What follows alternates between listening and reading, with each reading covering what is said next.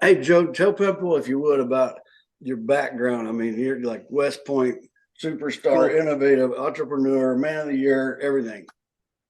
I grew up an army brat, so I've kind of lived all over the place, both coasts, Japan. Ended Wow. up following my dad into the army, went to West Point, spent some years in the army, traveling the world a little bit. Worked in Silicon Valley for a couple of years before going to business school out on the East Coast at Columbia, and straight into investment banking. So small cap, large cap, M&A, financings between kind of Bear Stearns and Merrill Lynch and Bank of America. Just learning a lot about how to advise CEOs and how to help them finance companies, difficult capital structures. And then I spent 5 years running a venture capital firm underneath Ross Perot Jr. and Perot Jain. So just kind of led investment activities there in early stage technology companies, very similar to the stage that we're at, right? So really kind of getting immersed in the technology, working with CEOs and management teams on a daily basis to help them grow and accelerate their company's growth plans. It's hard So to really be. enjoyed that. I was just saying, there's not much to this Not guy, very right? impressive Yeah, at all. I don't. I can tell you, I don't want to fight him. Like on Well, aim, I've been fortunate. like I don't want to play. I don't want to play tic tac toe with him, man. Yeah, yeah. I tell you what, he's Going through my background and be like, Crayon. I tell you what, he's got the coolest company in the world. It's a really smart idea, and everybody's going crazy about this company and CollateralEdge. So tell us what this does. I want everybody, man, there's a ton of bankers. I don't know, like 15,000 people watch this thing. So I want you to explain to them what this is and how it works. Sure. It is very simple. And before I jump into what it is, I want to start with the premise of the idea. Okay. Joel and I, coming from financing backgrounds, we saw that there's a lot of inefficiency in middle market lending.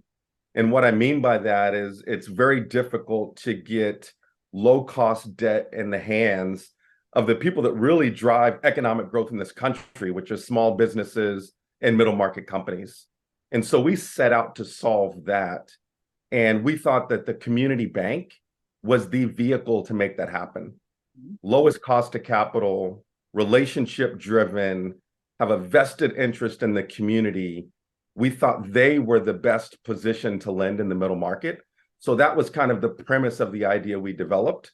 And so CollateralEdge is a fintech platform designed to provide collateral directly to the bank to help them solve short-term underwriting concerns on middle market loans. And the goal of which is sales enablement. We want the bank to win more business, and we want to reduce the amount of wasted time. And that's what we try to deliver to the community bank. such a novel concept. I should have thought of this, right? Yeah, like It's like the water on the windshield wiper. my prospects aren't qualified. Like maybe I should qualify them rather than throw them in the trash. Yeah, that's smart. I get it. I should have thought of doing that myself. I like it. Really good. Really good. Really love it. So tell us how this thing works. There's a collateral piece to this with an LOC piece to this. That's the name, right? So kind of walk us through okay, lend me some money. I'm going to the bank and I can't, they're taking time. I'm Tanner. I'm a broke business owner. I'm unlendable, obviously. What do we do, right? Yeah, and this isn't designed to make a bad deal a good deal, right? That is not something we can do for the community bank. But what we help the community bank do is to solve a problem for the borrower, solve a problem in underwriting, and keep them within their regulatory and underwriting guidelines. And so it's pretty simple. Bank logs into our cloud-based portal, all technology driven. They will submit about 60 data points on their commercial loan. We don't take EIN. We don't take the name of the company. So no identifiable information. And we will literally price collateral on that loan in about 6 to 7 seconds. So there's no 2 months of additional due diligence. There's no second lender. We are simply putting our collateral behind the bank that allows them to now solve the problem. And we're solving short-term problems, right? Short-term common problems in underwriting, like an asset-light business, M&A synergies on the come. Maybe it's a poor personal guarantee, or maybe even just a new relationship to the bank. Those things in credit that give the credit officer a little bit of pause that are difficult to overcome because they're hard to quantify. Those are the things that we are helping our banks to solve. I'm about that. Just real quick. So, I mean, example being, thinking about early days of number of companies that we've started on the software side. What do I have of value, right? I mean, my employees' cell phones, all two of them at the time, right? You know what I mean? You just don't have any assets, certainly in the early days. And so typically, if you kind of forecasted that over to VC land and how that operation would work, we're trying to forecast off of revenue, subscription base, and I mean, what, maybe a 1-year contract or maybe a 3-year, right? I get it. Can things in the garden. And that's challenging. You know, C&I lending like that is difficult for community banks. You know, CRE, you got a hard asset, you got real estate that you can actually value and put your hands on. And so when you're talking about an airball, right, and a C&I loan, that's a little more challenging. And so, you know, a lot of times you'll have a company that has low leverage on the deal. They have great cash flow. But if it's a new relationship to the bank, wouldn't you like to have 4 quarters of reporting? If it's customer concentration, wouldn't you like to have, you know, 4 to 6 quarters of saying that their current customer base is sustainable and they're now growing their customers? The beauty of our platform is that we make it very flexible for the bank. So once our collateral is in place, it's completely at the bank's discretion to renew our collateral, drop our collateral, or claim our collateral, and they can do that on a quarterly basis. Oh, wow. So every quarter, they can assess what the credit risk is, how comfortable they are, and once they feel comfortable, they can let our collateral go behind the scenes. So now they've won a great business, they have a long-term relationship, all the deposits, you know, the stickiness that comes with C&I lending, we're able to help them achieve that. Love it. This is great. Yeah, I mean, you gotta love, I mean, hey, we're all founders, think like software and SaaS people, right? And it's like, what I want to do is share in the revenue with my customer. And then 20 years from now, once they've forgotten about me and don't use my thing anymore, they're still paying me, right? And Joe's perspective is, let's give them a tool to address net new revenue that they would otherwise lose and be that weapon that's powerful to do so for such a period of time as they need me, and then they can get the expense off, and I might have happy banks and happy customers. Yeah, keeping those business customers. Short-term duration is actually what we want, right? We want it to be short-term duration. We want the bank to solve the problem and let us go, unlike a second lender that would come into that deal that's going to hold on for dear life. We actually want the bank to solve that short-term issue, let our coverage go, and we move on to the next transaction with the bank. Right. Well, you hear too about, you know, people, I hear this a lot from bankers where they, you know, it's like, I've got this loan, I don't want to make the loan, it's a good loan, nothing wrong with it, and I'd like to give it to somebody, but too many times I've given it to a competitor and then they steal the damn customer from me. Right. And you kind of solve that. You bet. Yeah, well, in this market, you know, some of the things that we've seen is that the bank must innovate, the bank must compete, and the bank has to differentiate. Right? That's the only way to be successful in this market. And so our goal with our platform is really to touch on those pain points. How can we help the bank to win new business? And that really starts with, one, retaining good customers that you're looking to do something for, or two, good deals that you have coming in, right? Helping you convert that good deal to a long-term customer where it's not getting, you know, lost in credit. If we can just help you to convert on some of those deals, that's significant, you know, for most of the community banks that we're focused on. When I think about just personal situations, right? I always finance everything and write everything off, you know, so, and I call up a banker pal. And I mean, how many times I've known these folks for years and years, they obviously know I'm good for it, right? And you still go through all the steps and the requirements and the pain points, and always there's some issue, right? Some weird thing that you have to solve for. And it's like, you know, we need we need a new appraisal. The one we did a month ago wasn't good enough, or whatever the thing is, right? And so it speaks to the fact of, if you're a community banker and you have valued relationships and businesses and customers that you'd love to lend to, but you got a weird problem, right? And you solve the weird problem. That's great. Well, and there's friction on both sides for that relationship manager. So first of all, there's the friction with the buyer, right? There's the demands of the market and what they need, and gaining that trust right? To even get financial information to bring them into the bank and that negotiation process. But then there's the internal friction, between the relationship manager and credit, where you have one side of the bank that's really focused on protecting the bank. And you have one side that's really focused on getting deals done. And so that internal back and forth and friction, our goal is to reduce that on both sides, right? So to make the conversations with the borrower very simple, right? And then also internally reduce some of that friction so that credit officers are feeling comfortable, they can sleep at night, but the relationship manager is really able to solve a problem for the borrower and get a transaction done. Well, and speed, right? Yeah, no, speed is really important. One of the things that we heard early on, it was really simplicity and the probability of getting a deal closed. You got to work on both of those things. When I was an investment banker, we were all about probability of close because you're spending an enormous amount of time to develop a relationship, to bring a credit into the bank, to do all that work and lose it, in underwriting under a short-term issue. You've lost all that time, all the resources, all the money. Like that is a significant loss for the bank. So converting on those opportunities where you've issued a term sheet and you want them to be a customer of the bank, that's important. This is great. So this is something I talk a lot to vendors about, right? I obviously our data set and product in the vendor community is largely about them understanding the banking community, doing their homework, making sure the products are going to fit well, right? And the better that you know the prospective client, if it's qualified, then it's a better fit for everybody, right? But I often talk about really your concept. I talk about pipeline quality and pipeline velocity, right?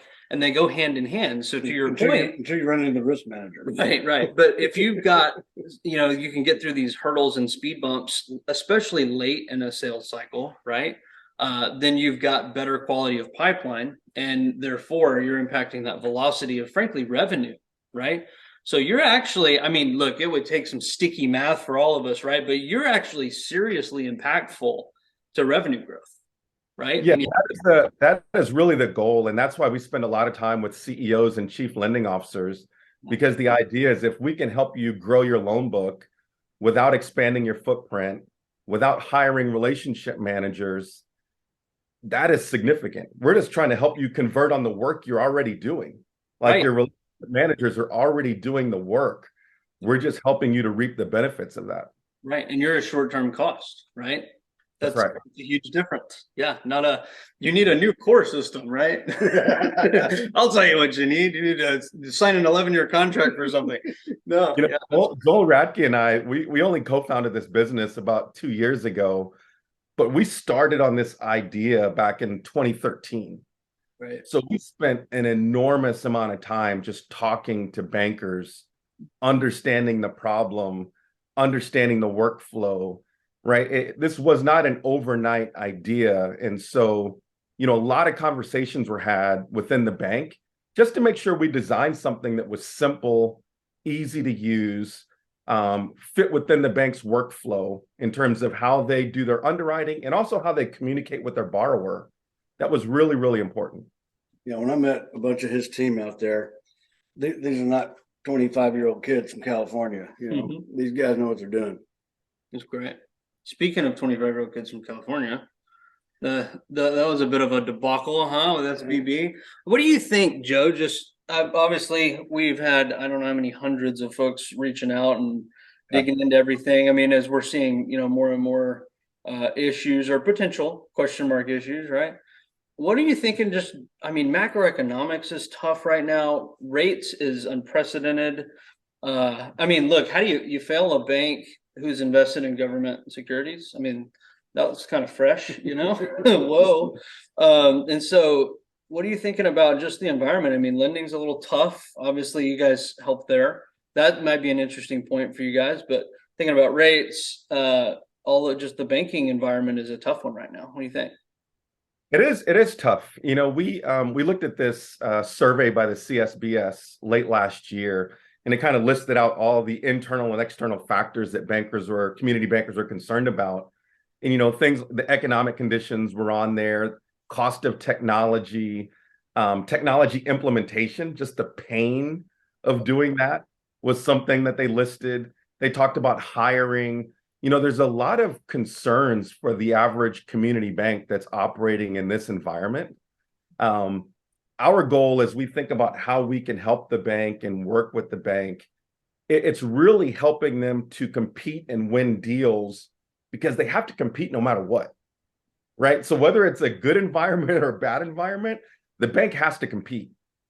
And so that is exactly what we help our bankers to do, is to go win more business, but stay within those underwriting guidelines that they've implemented in the bank, those sound underwriting practices. We allow them to reduce the exceptions and stay within those guidelines, but solve a problem for the borrower that allows you to differentiate your term sheet, your offering from the banks down the street. I mean, here in Dallas, you can throw a rock and hit 30 community banks, right? On any of the streets down there in Preston Center. And so how are you going to compete? How are you going to differentiate? And you also got to take into consideration the private credit markets. You're not just competing with community banks. There's private lenders out there that are taking share from these community banks as well. And so that's how we've designed this, is to really help them, whether it's a good environment or a bad environment. I think our platform still works for the community bank. It's fantastic. You nailed, a key segment there, right? I mean, if you think about whether it's Lending Club, Rocket Mortgage, SoFi, there's a lot of this, going back to what, 15 years ago? Yeah, they are. Going back years ago, the marketplace folks, right? Mortgage shift from bankers to private, to your point, has been massive. And you see the same, we could say student loans or private signature loans, right? The basics, auto loans, obviously, et cetera. And community banks, what is it? 63% of the small business loans? Am I in the ballpark? Ballpark. Plus or minus a few, cool. Once the fintech side of the world really shifts its sights to business, which we're all kind of starting to smell and feel. Now, granted, they got to get good at it first, and they got to get the relationships like community banks have. But that's a key area where I think, look, it's the strength of the community bank. It's frankly the strength of the damn country, right? And access to credit. But that is a heck of an area to be investing. It's like we all want to invest where we're weak, right? Yep. Versus, hey, I'm a hairy cowboy. I'm going to keep being a hairy cowboy. You know what I mean? So do what you do best, invest in what you do, and kind of, I think, innovate on the advantage. Talk about, the deposit disasters and things lately. And then we talk about, oh man, we had excess deposits a year before that, and then we got no deposit. Then we have, okay, it's the great cycle of life. It may go a little more panicky one way or the other one day to the next. This was a little hot and cold, but real quick, can't catch my breath. This is the cool part of the game to me. Is technology's changed everything. Now we have digital bank runs, and digital transformation equals digital bank run, right? Got 3 high schoolers and a Twitter account. Don't worry, man. We're working on the next version of that. It's called real-time digital bank run. Right. And real-time fraud. So we're going crazy here, but bankers will tell you, my daughter will never make a loan with me or whatever. She's using her phone for what, Rocket Mortgage or whatever. Right. Okay, there's an app for that, right? For every bit of this. Yeah. And whether it be real-time payments, whether it be, digital transformation, this is what is happening in banking. And when opportunities like CollateralEdge come along and you miss it, you're kind of a dumbass. These are built for you by smart people coming here to do these things for you. Or you can just sit back and watch your daughter go make a loan on. Well, to piggyback that, Joe, hats off to you, man. Thank you. I tell bankers all the time, we in community banking, we must do a better job of being thankful and taking care of and partnering with our partners in the vendor community, right? We saw a bunch of people in the fintech vendor community moving away from banking and going to crypto in the last few years, right? In the gold rush, you know what I mean? And also leaving the banking software space and going to the challenger software space. Right. And I'm going to be honest here, guys, the way that vendors are treated, not a lot of love for community banking sometimes. Right. And sometimes that actually makes some sense. So I think we both need to meet them in the middle. Now, I'm also not arguing for 12-year contracts and $1 billion minimum, you know? So, hey, we gotta treat the bankers good too, man. But it's a serious partnership, right? And I think we need smart folks and everybody needs to be better at it. So appreciate you. And it is tough for bankers too. I mean, they are getting overwhelmed with fintech opportunities on a regular basis that have high implementation cost and could impact integration with other platforms that they're currently using. So it's kind of difficult to distinguish between what's real and what's not, and what's truly going to help your bank with a good ROI. And so we have spent a lot of time trying to make sure that our incentives are truly aligned with the bank, right? We win when the bank wins. So it's not that we get a bunch of upfront money for implementation and then the banker gets to see whether it's going to work or not. It's literally deal by deal. We make money when the bank makes money. When the bank does well, we do well. And really trying to implement that, what you just described, which is a partnership, a true partnership, is what we're trying to have with our community banks. Solving a problem, not a big upfront cost. We make money when you make money. I hope everybody heard that. I mean, this is what this is all about. And I'm the guy that pounds the table of, there's a lot of tech vendors that have just, I mean, pounded the banker into submission. And then so many guys come in with their tech story and it's a big lie and they do all this stuff. You want to read a white paper? And the banker guys have spent so much money and been hoodwinked so many times. It'll cost us these days. Yeah. And then these opportunities come along like CollateralEdge and it's like somebody spoiled the milk. Right. And it's like, I think that's kind of our job in life, is to separate the wheat from the good chaff, guys from the bad guys. Yeah, the good guys from the bad guys. Well, and I love those conversations. I love sitting down with the bank CEO. We spend about 30 minutes and they're like, this is really interesting. And then immediately the bank goes to, okay, what's the catch? What's the catch? What's the gotcha? Yeah. You know, and once we describe it, they're like, okay, there's really not a gotcha. You're giving me control. It's my deal. It's my option. How long I keep you, how much I keep. We've really made it flexible so that there's no concerns for the banks in terms of whether this is reliable, whether they can depend on it. We've reduced counterparty risk by bringing in, an A-rated institution as a partner on the back end. So we've really tried to make it easy for the bank to say yes and easy for the bank to utilize our platform. It's awesome. We talk a lot about it internally, man, where he's the biggest anti-expense business owner you've ever seen, right? And it's funny though, when you think about it, if you look at so many of the things that you have to have, I mean, look at employees, that's not cheap, right? Almost probably everybody's one of their top expenses. But you have these fixed expenses that may or may not pan out, right? They may pan out up front and then dwindle over time, et cetera. And so if you've got something from your perspective, right, I could bake you in and it's just a margin issue. That's all it is, right? And I'm going to make, it's like a rev share almost. Yeah. You know what I mean?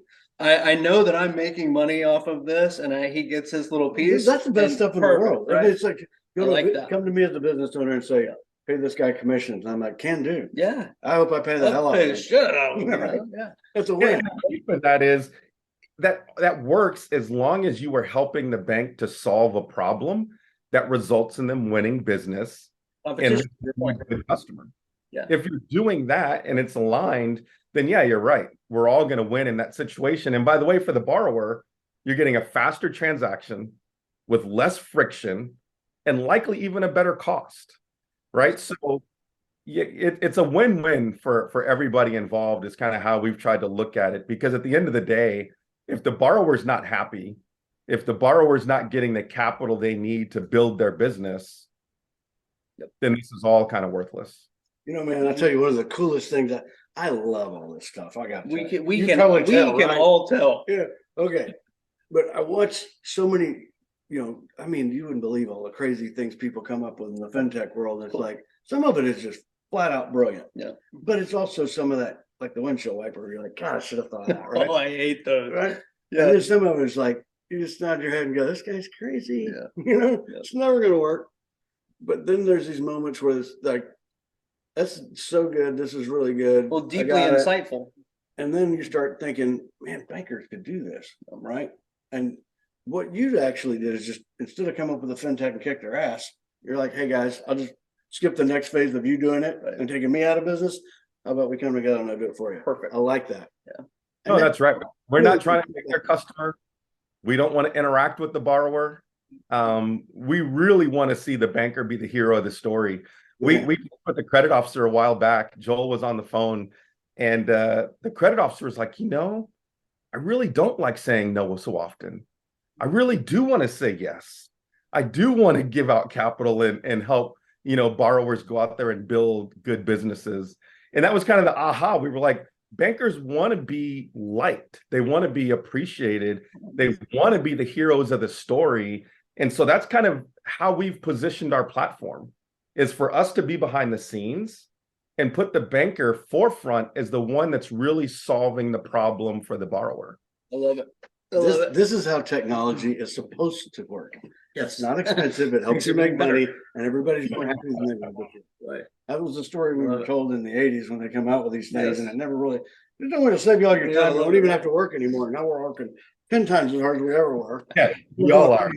We all are. Hey, let me ask you a question, Joe. So just kind of as we're winding down on time, I grew up with Mr. Ex-Marine over here, right? So it struck me when you were talking about growing up with the Army dad, right? And so I know he's the guy that do you vacuum your rug every single day? Every day. Yeah. See, so anyway, I just wondering, man, not maybe this is off Make my topic. bed before I make my coffee. Yeah, but I'm sure that there's some of those military lessons and things in life that you picked up that translate. Yeah. Can you tell us all what how do we be more like you guys, right? I don't even make my bed, and maybe throw the sheet over, and I get yelled at for it, which is fair. Tell the Yeah. truth, do right, and be ready Yeah. to kick the shit out of anybody that doesn't like Okay. that. Okay. What do you You know got? I think two things really stand out to me from my military days. One is a saying. It's called the 6 Ps, and that's prior planning prevents piss poor performance. Love it. And so through venture capital, even as an entrepreneur, the key is preparation.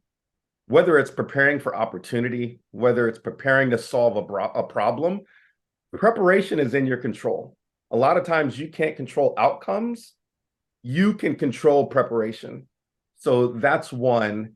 And the second thing was one I took from West Point. And this was a common saying. It was embrace the suck. Yes. Right? You have to embrace the suck. And so what I took from that is in difficult times, that's where kind of character is built, right? In difficult times, that's where leadership is really built. And so I try to just take it day by day. But when things are hard and really difficult, that's when you got to try to be at your best, right? That's when you can't shrink, in the face of adversity or the face of challenge. You really got to be strong and be at your best in those moments. And West Point, trust me, grilled us on making sure that we had a lot of suck. So we got used to embracing those moments and those challenges. So those are probably the two things that stand out most. And I try to implement those things in our team and kind of how we go about our business. I appreciate it, especially the point on the second one. It's kind of like exercise, what we call it Makes you better. stress. Tough times. Everybody's got their breaking point. I think about us over the weekend. We had 5 or 6 of us on the team that, we worked 18-hour days, Friday, Saturday, Sunday, right? Because there's a crazy event going on. And, for probably all of us decades ago, that might have just broke you. I might be in bed right now, but over years of you have a stressful time, and each time that it comes up, you get better at dealing with it, right? And preparation, to your point, you know what to expect and you're prepared for it. Tell Joe they could have called great. somebody else, right? Yeah. Hey, No, that's exactly right. That's exactly right. take pride. Hey man, final thoughts. Anything under the sun you want? What's on your mind?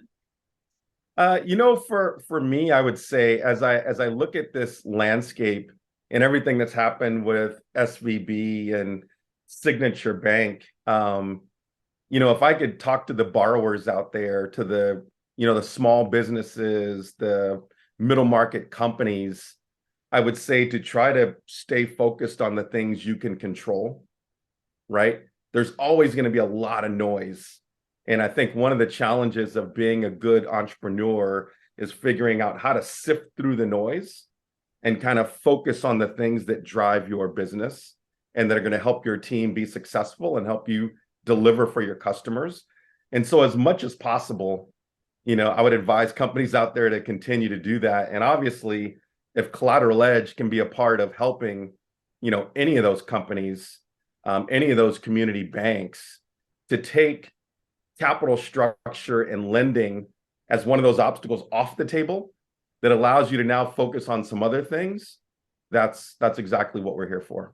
God, I love this guy. Outstanding. Man, Outstanding. that's good stuff. What a motivational speech Yeah, man. today too. They say keep you on the ball. Yeah. Good It's stuff. hard. It's hard, but I think that's what we all have to try to do right now. That is so good, Joe. Tell you what, we're only 3 or 4 hours down the road from you. If you ever want to come fishing and hang out with us, you're welcome to. Absolutely. I will take it. Yeah, man. I had a good time, man. I appreciate everything that you said. And thanks for all you're doing for community banks. Yes. And let us know if you need a hand. Yes. Okay. Thank you guys. Thanks for having me. You bet. See you next time.